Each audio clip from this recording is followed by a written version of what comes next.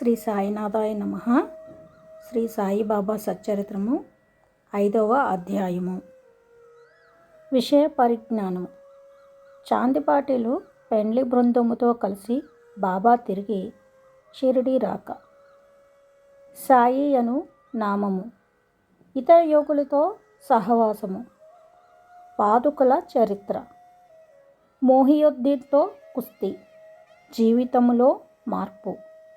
నీళ్లను నూనెగా మార్చుట. జౌహర్ అలీ అను కపట గురువు. పెండ్లివారితో కలిసి బాబా తిరిగి షిరిడీకి వచ్చుట. ఔరంగాబాద్ జిల్లాలో ధూప్ అను గ్రామము కలదు.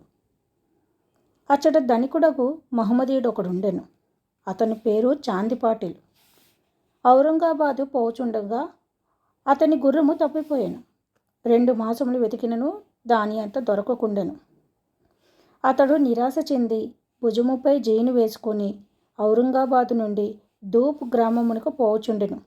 సుమారు 9 మైళ్ళు నడిచిన పిమ్మట ఒక మామిడి చెట్టు వద్దకు వచ్చెను. దాని నీడలోనొక వింత పురుషుడు కూర్చుని ఉండెను. అతడు తలపై టోపీ, పొడగైన చొక్కా ధరించి ఉండెను. చంకలో సటకా పెట్టుకుని చిలుము త్రాగుటకు ప్రయత్నించుచుండెను. దారి వెంట పోవు చాందిపాటిల్ని చూచి అతనిని పిలిచి చిలుము త్రాగి కొంత తడవు విశ్రాంతి తీసుకునమనెను. జీని గురించి ప్రశ్నించెను. అది తాను పోగొట్టుకున్న గుర్రముదని చాందిపాటిలు బదులు చెప్పాను. ఆ దగ్గరలోనున్న కాలువ ప్రక్కన వెతుకుమని ఫకీరు చెప్పాను. అతడు అచ్చటకు పోయి గడ్డి మేయుచున్న గుర్రమును చూచి మిక్కిలి ఆశ్చర్యపడెను. ఈ ఫకీరు సాధారణ మనుజుడు కాడని, గొప్ప ఔలియా అనగా సిద్ధ పురుషుడు అయి ఉండవచ్చునని అనుకొనెను. గుర్రమును తీసుకొని ఫకీరు వద్దకు వచ్చెను. చిలుము తయారుగా నుండెను. కానీ చిలుము వెలిగించుటకు నిప్పు, గుడ్డను తడుపుటకు నీరు కావలసి ఉండెను. ఫకీరు సటకాని భూమిలోనికి గుర్చగా నిప్పు వచ్చెను. మరలా అక్కడే సటకాతో నేలపై మోదగా నీరు వచ్చాను. ఫకీరు గుడ్డ ముక్క నీటితో తడిపి నిప్పుతో చిలుముని వెలిగించాను. అటుల సిద్ధమైన చిలుమును ఆ ఫకీరు తాను పీల్చి తరువాత చాందిపాటిల్కి అందించాను. ఇదంతయూ చూచి చాందిపాటిల్ ఆశ్చర్యచకితుడయ్యాను. ఫకీర్ను తన గృహమునకు అతిథిగా రమ్మని చాందిపాటిలు వేడెను. ఆ మరుసటి దినమే ఫకీరు పాటిల్ ఇంటికి పోయి అచ్చట కొంతకాలం ఉండెను. ఆ పాటిలు గ్రామమునకు మునసబు. అతని భార్య తమ్ముని కొడుకు పెండ్లు సమీపించెను. పెండ్లి కూతురుది షిరిడీ గ్రామము. అందుచే కావలసిన సన్నాహములనియూ చేసుకొని పాటీలు షిరిడీ ప్రయాణమయ్యను. పెండ్లి వారితో కలిసి ఫకీరు కూడా బయలుదేరాను. ఎట్టి చిక్కులు లేక వివాహము జరిగిపోయాను. పెండ్లివారు ధూప్ గ్రామమునికి తిరిగి వెళ్ళిరి. కానీ ఫకీరు మాత్రము షిరిడీలో ఆగి అచ్చటనే స్థిరముగా నిలిచెను. ఫకీరుకు సాయి నామం ఎట్లు వచ్చెను? పెండ్లివారు షిరిడీ చేరగానే ఖండోబా మందిరమునకు సమీపమున ఉన్న భక్త మహల్సాపతి గారి పొలంలో ఉన్న మర్రి చెట్టు క్రింద బస చేసిరి. ఖండోబా మందిరమునకు తగిలియున్న ఖాళీ జాగాలో బండ్లు విడిచిరి. బండ్లలోనున్న ఒకరి తర్వాత ఒకరు దిగిరి. ఫకీరు కూడా దిగెను. బండి దిగిచి ఉన్న యువ ఫకీరును చూసి భక్త మహల్సాపతి రండి సాయి అని స్వాగతించను. తక్కిన వారు కూడా ఆయనను సాయి అని పిలవనారంభించిరి. అది మొదలు వారు సాయిబాబాగా ప్రఖ్యాతులైరి. ఇతర యోగులతో సహవాసము. సాయిబాబా షిరిడీలో ఒక మసీదులో నివాసం ఏర్పరచుకునిరి. బాబా షిరిడీకి రాక పూర్వమే దేవిదాసు అని యోగి షిరిడీలో ఎన్నో సంవత్సరముల నుండి నివసించుచుండెను. బాబా అతని సాంగత్యమున ఇష్టపడెను. అతనితో కలిసి కొంతకాలము మారుతి మందిరములోను చావడిలోనూ ఉండెను. కొంతకాలము ఒంటరిగా నుండెను. అంతలో జానకీదాసు గోసావి అని ఇంకొక యోగి అచ్చటకు వచ్చెను. బాబా అప్పుడప్పుడు ఆ యోగితో మాట్లాడుచుండెడివారు. లేదా బాబా ఉండు చోటుకు జానకీదాసు పోచుండెను. అటులోని పూణే తాంబే నుండి ఒక వైసీయోగి షిరిడీ వచ్చుచుండెడివారు. ఆయన గృహస్థుడు, పేరు గంగాగీరు. ఒకనాడు బాబా స్వయంగా కుండలతో నీళ్లు తెచ్చి పూల చెట్లకు పోయిచుండుట చూచి అతడు షిరిడీ గ్రామస్తులతో ఇట్లనెను. ఈ మణి ఇచ్చట ఉండుటచే షిరిడి పుణ్యక్షేత్రమైనది. ఈనాడు కుండలతో నీళ్లు మోయుచున్నాడు. కానీ ఇతడు సామాన్య మానవుడు కాదు. ఈ నేల నిజముగా పుణ్యము చేసుకొనినది కనుకనే సాయిబాబా అను ఈ మణిని రాబట్టుకొనగలిగెను. ఏవల గ్రామములో ఉన్న మఠములో ఆనందనాథుడు యోగి పుంగవుడుండెను. అతడు అక్కల్కోట్ మహారాజు గారి శిష్యుడు. అతడు ఒకనాడు షిరిడి గ్రామ నివాసులతో బాబాను చూడవచ్చెను. అతడు సాయిబాబాను చూచి ఇట్లనెను, ఈయన యొక్క అమూల్యమైన రత్నము సామాన్య మానవుని వలె కనిపించుచున్నప్పటికీ ఈయన మామూలు రాయి వంటి వారు కాదు. ఈయన ఒక అమూల్య వజ్రము. ముందు ముందు ఈ సంగతి మీకే తెలియగలదు. ఇట్లనుచో ఆనందనాథుడు తిరిగి ఏవలా వెళ్ళెను. ఇది సాయిబాబా యవ్వనమున జరిగిన సంగతి. బాబా దుస్తులు వారు నిత్య కృత్యములు. యవ్వనమునందు బాబా తమ తల వెంట్రుకలు కత్తిరించుకొనక జుట్టు పెంచుచుండెను. పహిల్వాన్ వలె దుస్తులు వేసుకునేవారు. షిరిడీకి 3 మైళ్ళ దూరంలో ఉన్న రహదాకు పోయి ఒకసారి బంతి, గన్నేరు, నిత్యమల్లె మొక్కలు తీసుకొని వచ్చి నేలను చదును చేసి వానిని నాటి నీళ్లు పోయిచుండిరి. అనుదినము వామన్ తాత్య అను కుమ్మరి బాబాకు కాల్చని 2 పచ్చి కుండలను ఇచ్చుచుండెడివాడు. బాబా స్వయముగా బావి నుండి నీళ్లు తెచ్చి ఆ నీటిని ఆ పచ్చి కుండలలో తోడి భుజముపై మోసుకొని తెచ్చి మొక్కలకు పోసెడివారు. సాయంకాలము ఆ కుండలను వేప చెట్టు మొదట బోర్లించుచుండిరి. కాల్చని వగుటుచే అవి వెంటనే విరిగి ముక్కలుగా ఉండేవి. ఇట్లు 3 సంవత్సరములు గడిచెను. సాయిబాబా కృషి వలన అచట ఒక పూల తోట లేచెను. ఆ స్థలంలోనే ఇప్పుడు బాబా సమాధి ఉన్నది. దానినే సమాధి మందిరమందురు. దానిని దర్శించుట కొరకే అనేక మంది భక్తులు విశేషముగా పోవుచున్నారు. వేప చెట్టు క్రింద ఉన్న పాదుకుల వృత్తాంతము. అక్కల్కోట్ మహారాజు గారి భక్తుడు భాయి కృష్ణజీ అలీబాగ్కర్. ఇతడు అక్కల్కోట్కర్ మహారాజు గారి చిత్రపటమును పూజించడివారు. అతడు ఒకప్పుడు షోలాపూర్ జిల్లాలోని అక్కల్కోట్ గ్రామమునకు పోయి మహారాజు గారి పాదుకులు దర్శించి పూజించవలనని అనుకొనెను. అతడచ్చటికి పోక మునిపే స్వప్నములో ఆ మహారాజు గారు దర్శనమిచ్చి ఇట్లు చెప్పెను, ప్రస్తుతము షిరిడి నా నివాస స్థలము. అచ్చటికి పోయి నీ పూజ యొనరింపుము. అందుచే అక్కల్కోట పోవాలని తన నిర్ణయమును మార్చుకుని భాయి కృష్ణజీ షిరిడి చేరి బాబాని పూజించి అచ్చటనే 6 మాసములు ఆనందముతో గడిపెను. దీని జ్ఞాపకార్థము పాదుకలు చేయించి శ్రావణ మాసములో ఒక శుభదినమున వేప చెట్టు క్రింద ప్రతిష్ఠ చేయించెను. ఇది శక సంవత్సరము 1834 శ్రావణ మాసములో అనగా క్రీస్తు శకం 1912లో జరిగెను. దాదా కేల్కర్ ఉపాసనీ బాబా అనువారు పూజను శాస్త్రోక్తముగా జరిపిరి. దీక్షితి అను బ్రాహ్మణుడు పాదుకుల నిత్య పూజకు నియమింపబడిను. దీనిని పర్యవేక్షించు బాధ్యత భక్త సుగుణ్మేర్ నాయక్కు అప్పగించబడినది. ఈ కథ యొక్క పూర్తి వివరములు. ఠానే వాస్తవ్యుడైన శ్రీ బీవీదేవు బాబాకు గొప్ప భక్తుడు.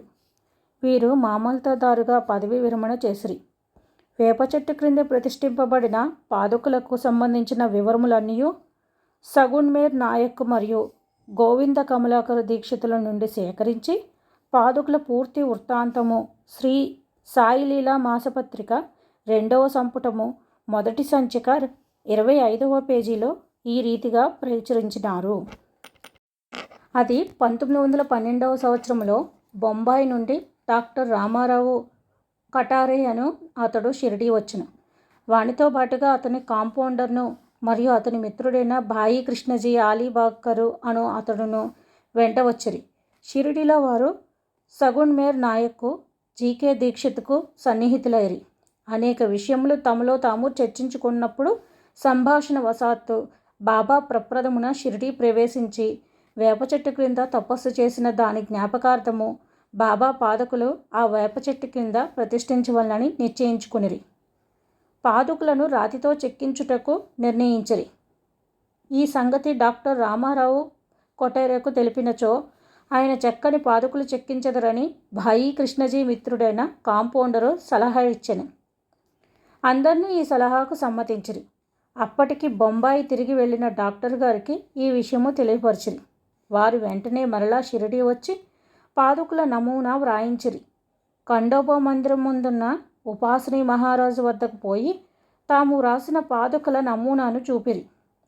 శ్రీ ఉపాసని దానిలో కొన్ని మార్పులను చేసి పద్మము, శంఖము, చక్రము మొదలగునవి చేర్చి బాబా యోగశక్తిని, వేప చెట్టు గొప్పతనమును తెలుపుచు ఈ క్రింది శ్లోకమును కూడా చెక్కించమనిరి. సదా నింబవృక్షస్య మూలాదివాసత్ సుతాశ్రావిణం తిప్తమప్యప్రియంతం తరుం కల్పవృక్షాదికం సాధయంతం నమామేశ్వరం సద్గురుం సాయినాథం. ఉపాసనీ సలహాలను ఆమోదించి పాదుకులు బొంబాయిలో చేయించి కాంపౌండరు ద్వారా పంపిరి. శ్రావణ పౌర్ణమి నాడు స్థాపన చేయమని బాబా ఆజ్ఞాపించెను.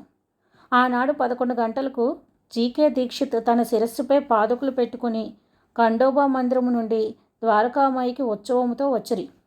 బాబా ఆ పాదుకులను స్పృశించి అవి భగవంతుని పాదుకులని నుడివెను. వానిని వేప చెట్టు మూలమున ప్రతిష్ఠింపుడని ఆదేశించెను. ఆ ముందు రోజు బొంబాయి నుండి పాస్తా సేటి అను పార్సీ భక్తుడొకడు మనీ ఆర్డర్ ద్వారా 25 రూపాయలు పంపియుండెను. బాబా ఆ పైకము పాదుకా ప్రతిష్ఠకు ఖర్చు నిమిత్తం ఇచ్చెను. మొత్తము 100 రూపాయలు ఖర్చు అయినవి. అందులో 75 రూపాయలు చందాల ద్వారా వసూలు చేసిరి. మొదటి 5 సంవత్సరములు జీకే దీక్షిత్ ఈ పాదుకులకు పూజ చేసెను. తరువాత లక్ష్మణ్ కచేశ్వర్ జాక్ డే అను బ్రాహ్మణుడు పూజ చేయుచుండెను. మొదటి 5 సంవత్సరములు నెలకి 2 రూపాయల చొప్పున డాక్టర్ కొటారే దీపపు ఖర్చు నిమిత్తము పంపుచుండెను. పాదుకుల చుట్టూ కంచె కూడా పంపెను. ఈ కంచెయు పై కప్పును కోపరగాం స్టేషన్ నుండి షిరిడీ తెచ్చుటకు 780 ఖర్చు సుగుణ్మేర్ నాయక్ ఇచ్చెను. ప్రస్తుతము జాకడే పూజ చేయుచున్నాడు. సగనుడు నైవేద్యము దీపమును పెట్టుచున్నాడు. మొట్టమొదట భాయి కృష్ణజీ అక్కల్కోట్కర్ మహారాజ్ భక్తుడు. అది 1912వ సంవత్సరంలో వేప చెట్టు క్రింద పాదుకులు స్థాపించినప్పుడు అక్కల్కోటకు పోవచ్చు మార్గమధ్యమున షిరిడీ యందు దిగిన. బాబా దర్శనము చేసిన తర్వాత అక్కల్కోట గ్రామమునకు పోవాలని అనుకొనెను. బాబా వద్దకేకి అనుమతి నిమ్మమని. బాబా ఇట్లనెను, అక్కల్కోటలో ఏమున్నది, అక్కడికెలా పోయేదవు? అక్కడుండే మహారాజు ప్రస్తుతం ఇక్కడే ఉన్నారు, వారే నేను. ఇది విని భాయి కృష్ణజీ అక్కల్కోట వెళ్ళుట మానుకొనెను. పాదుకుల స్థాపన తర్వాత అనేక పర్యాయములు షిరిడీ యాత్ర చేశాను. హేమత్ పంతునికి ఈ వివరములు తెలిసి ఉండవు. తెలిసి ఉన్నచో సచ్చరిత్రలో వ్రాయటం మాని ఉండరు. మోహియుద్దీన్ తంబోలితో కుస్తీ జీవితంలో మార్పు. షిరిడీ గ్రామంలో కుస్తీలు పట్టుట వాడుక. అచట మోహియుద్దీన్ తాంబోలి అనువాడు తరచుగా కుస్తీలు పట్టుచుండేవాడు. వానికి బాబాకు ఒక విషయంలో భేదాభిప్రాయం వచ్చి కుస్తీ పట్టిరి. అందులో బాబా ఓడిపోయాను. అప్పటి నుండి బాబాకు విరక్తి కలిగి తన దుస్తులను నివసించే రీతిని మార్చుకొనెను. లొంగోటి బిగించుకొని ఫకీర్లు ధరించు పొడవాటి చొక్కా కఫ్నిని తొడుక్కొని నెత్తిపైన గుడ్డ కట్టుకుని వారు ఒక గోనె ముక్కపై కూర్చొని వారు చింకి గుడ్డలతో సంతృష్టి చెందడివారు. రాజ్యభోగము కంటే దారిద్ర్యమే మేలని అనడివారు. పేదవారి భగవంతుడు స్నేహితుడు అనేవారు. గంగాగిరికి కూడా కుస్తీలు యందు ప్రేమ. ఒకనాడు కుస్తీ పట్టుచుండగా అతనికి వైరాగ్యము కలిగెను. అదే సమయంలో దేహమును దమించి దేవుని సాహసము చేయమని ఒక అసరవాణి అతనికి వినిపించను. అప్పటి నుండి గంగాగీరు సంసారము విడిచెను. ఆత్మసాక్షాత్కారము కొరకు పాటుపడును. పూనా తాంబే దగ్గర నది ఒడ్డున ఒక మఠమును స్థాపించి తన శిష్యులతో నివసించుచుండెను. సాయిబాబా జనులతో కలిసిమెలిసి తిరిగేవారు కారు. ఎవరితోనూ తామంతట తాము మాట్లాడేవారు కారు. ఎవరైనా ఏదైనా అడిగిన దానికి మాత్రము జవాబిచ్చేవారు. దినములో ఎక్కువ భాగము వేప చెట్టు నీడయందు, అప్పుడప్పుడు ఊరవతల కాలువ ఒడ్డున గల తుమ్మ చెట్టు నీడన కూర్చునేవారు. సాయంకాలము ఊరకనే కొంత దూరము నడిచేవారు. ఒక్కొక్కసారి నీమ్గాం పోవుచుండేవారు. నీమ్గాంలో బాబాసాహెబ్ త్రయంబకజీ డేంగలే అనునతని ఇంటికి తరచుగా పోవువారు. బాబాసాహెబు డేంగలే యందు సాయిబాబాకు మిక్కిలి ప్రేమ. అతని తమ్ముని పేరు నానాసాహెబ్. అతడు 2 వివాహములు చేసుకున్నను సంతానము కలగలేదు. బాబాసాహెబ్ డేంగలే తన సోదరుని సాయిబాబా వద్దకు పంపెను. బాబా అనుగ్రహంచే నానాసాహెబ్కు పుత్ర సంతానం కలిగెను. అప్పటి నుండి బాబాను దర్శించుటకు ప్రజలు తండోపతండములుగా రాసాగిరి. వారి కీర్తి అంతటను వెల్లడి అయ్యను. అహ్మద్నగర్ వరకు వ్యాపించను. అక్కడ నుండి నానాసాహెబ్ చందోర్కర్, కేశవ్ చిదంబర్ మొదలుగా గల అనేక మంది షిరిడి వచ్చుట ప్రారంభించిరి. దినమంతయు బాబాను భక్తులు చుట్టూచుండెడివారు. రాత్రులందు బాబా పాడుపడిన పాత మసీదునందు శయనించుచుండెను. పొగ పీల్చుకొని చిలిం గొట్టము, కొంత పొగాకు, ఒక రేకు డబ్బా, కఫ్ని, తలగుడ్డ ఎల్లప్పుడూ దగ్గరను ఉంచుకుని సటక చిన్న చేతికర్ర మాత్రమే అప్పటిలో ఆయనకున్న సామానులు. తలపై ఒక గుడ్డను చుట్టి దాని అంచులను జడవలే మెలిపెట్టి ముడివేసి ఎడమ చెవిపై నుంచి వెనుకకు వ్రేలాడినట్లు చేసుకునేవారు. తమ దుస్తులను వారం తరబడి ఉతకకుండా ఉంచువారు. చెప్పులను తొడిగేవారు కారు. దినమంతియు గోనెగుడ్డపైనే కూర్చునేవారు. కఫ్నీ క్రింద లంగోటి కట్టుకునేవారు. చలని కాచుకొనుటకు దునికెదురుగా మసీదు ఈశాన్య భాగములో గల కొయ్య చేపట్టుపై తమ ఎడమ చేతిని ఆంచి దక్షిణాభిముఖముగా కూర్చునేవారు. ఆ దునిలో అహంకారమును, కోరికలను, ఆలోచనలను ఆహుతి చేసి అల్లాయే యజమాని అని పలికేవారు. మసీదులో 2 గదుల స్థలము మాత్రము ఉండెను. భక్తులందరూ అచటనే బాబాను దర్శించుచుండిరి. 1912 తదుపరి మసీదుకు కొన్ని మార్పులు చేయబడినవి. పాత మసీదును మరామతు చేసి నేలపైన నగిషీరాళ్లు తాపన చేసిరి. బాబా ఈ మసీదుకు రాకపూర్వము తకియా అంటే రచ్చలో చాలా కాలము నివసించిరి. బాబా తమ కాళ్లకు చిన్న గజ్జలు కట్టుకుని సొగసుగా నాట్యం చేసేవారు. భక్తిపూర్వకమైన పాటలు పాడేవారు. నీళ్లను నూనెగా మార్చుట. సాయిబాబాకు దీపములన్నా చాలా ఇష్టము. ఊరిలో నూనెను విక్రయించు షావుకార్లను నూనె అడిగి తెచ్చి మసీదునందు రాత్రి అంతయు దీపములు వెలిగించుచుండేవారు. కొన్నాళ్ళు ఇట్లు జరిగెను. ఒకనాడు నూనె ఇచ్చు దుకాణములందరూ కూడబలుకుని బాబాకు నూనె ఇవ్వకూడదని నిశ్చయించుకునిరి. బాబా వారి దుకాణములకు ఎప్పటివలే పోగా నూనె లేదనిరి. బాబా కలత చెందక వట్టి ఒత్తులు మాత్రమే ప్రమిదల్లో పెట్టి ఉంచెను. నూనె వ్యాపారులు ఆసక్తితో ఇదంతయు గమనించుచుండిరి. అడుగున 2-3 నూనె చుక్కలు మిగిలియున్న తమ రేకు డబ్బాలో నీటిని పోసి కలియబెట్టి ఆ నీటిని త్రాగవేసిరి. ఈ విధముగా ఆ రేకు డబ్బాలోని నూనె అవశేషమును పావనం చేసిన పిమ్మట మరలా డబ్బాతో నీరు తీసుకుని ఆ నీటిని ప్రమిదల్లో నింపెను. దూరముగా నిల్చుని పరీక్షించు దుకాణదారులు విస్మయమందునట్లు ప్రమిదలన్నీ తెల్లవారుదాకా చక్కగా వెలుగుచుండెను. ఇదంతయు చూచి ఆ షావుకారులు పశ్చాత్తాపడి బాబాను మన్నింపు కోరిరి. బాబా వారిని క్షమించి ఇకపైనను సత్యము అంటిపెట్టుకుని హితవు చెప్పి పంపివేసిరి. జౌహర్ అలీ అను కపట గురువు. పైన వివరించిన కుస్తీ జరిగిన 5 ఏండ్ల తర్వాత అహ్మద్నగర్ నుండి జౌహర్ అలీ అను ఫకీర్ ఒకడు శిష్యులతో రహతా వచ్చెను. వీరభద్ర మందిరమునకు సమీపమున ఉన్న స్థలములో దిగెను. ఆ ఫకీరు బాగా చదువుకున్నవాడు. ఖురాన్ అంతయు వల్లించగలడు. మధుర భాషణుడు. ఆ ఊరిలోని భక్తులు వచ్చి వానిని సన్మానించుచు గౌరవంతో చూచుచుండెడివారు. వారి సహాయంతో వీరభద్ర మందిరమునకు దగ్గరగా ఈద్గా అను గోడను నిర్మించుటకు పూనుకొనెను. ఈదుల్ ఫితర్ అను పండుగ నాడు మహమ్మదీయులు నిలుచుని ప్రార్థించు గోడయే ఈద్గా. ఈ విషయంలో వివాదము లేచి అది ఘర్షణలకు దారితీసెను. దానితో జౌహర్ అలీ రహతా విడిచి షిరిడీ చేరి బాబాతో మసీదునందు ఉండసాగాను. ప్రజలు వాని తీపి మాటలకు మోసపోయిరి.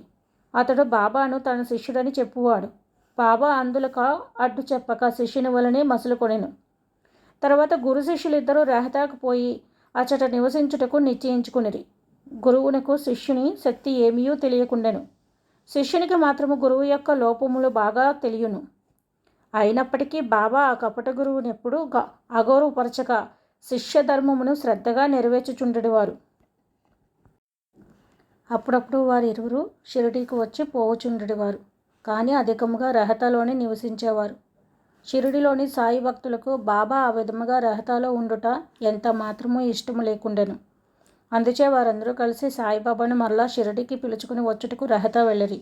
వారు రహతాలో ఈద్గా వద్ద బాబాను ఒంటరిగా చూచి వారిని తిరిగి షిరిడి తీసుకుని పోవటకే వచ్చినామని చెప్పిరి. జవహర్ ముక్కోపి అని, ఆయన తనను విడిచిపెట్టరని, అందువలన వారు తన ఆశ విడిచి ఫకీరు అక్కడకు వచ్చు లోపల షిరిడి మరలి వెళ్ళట మంచిదని బాబా వారికి సలహా ఇచ్చాను.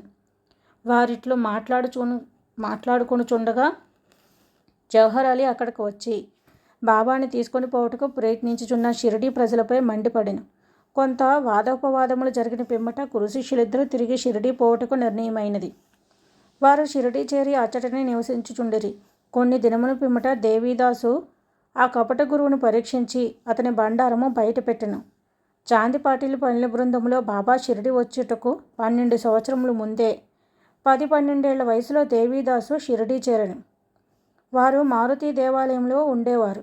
దేవీదాసు చక్కని అంగసౌష్ఠవము, తేజోవంతములైన నేత్రములు కలిగి నిర్వ్యామోహ రహితము వలె జ్ఞాని వలె కనపడుచుండెను. తాత్యాపాటిలు, కాశీనాథ్ షింపి మొదలుగా గల అనేక మంది దేవీదాసును తమ గురువుగా భావించేవారు. వారు జవహర్ దేవీదాసు వద్దకు తీసుకుని వచ్చిరి. వారి మధ్య జరిగిన వాదములో జవహర్ చిత్తుగా ఓడిపోయి షిరిడి నుండి పలాయనం చిత్తగించెను. ఆ తరువాత అతడు వైజాపూర్లో నుండి చాలా ఏండ్ల తరువాత షిరిడి తిరిగి వచ్చి బాబా పాదములపై పడెను. తాను గురువు సాయిబాబా శిష్యుడని భ్రమ వాని మనసు నుండి తొలగి తన ప్రవర్తనకు పశ్చాత్తాపడెను. సాయిబాబా వానిని యథారీతి గౌరవముగానే చూచెను. ఈ విధముగా శిష్యుడు గురువునెట్లు సేవింపవలనో అట్లు అహంకారమును విడిచి గురు శుశ్రూష చేసి తుదకు ఆత్మసాక్షాత్కారమును పొందవలనో బాబా ఆచరణాత్మకముగా నిరూపించెను. ఈ కథ భక్త మహల్సాపతి చెప్పిన వివరముల ఆధారముగా వ్రాయబడినది. 5వ అధ్యాయము సంపూర్ణము. సద్గురు శ్రీ సాయినాథార్పణమస్తు. శుభం భవతు. అనంతకోటి బ్రహ్మాండ నాయక రాజాదిరాజ యోగి రాజా పరబ్రహ్మ శ్రీ సచ్చిదానంద సద్గురు సాయినాథ్ మహారాజ్ की जय।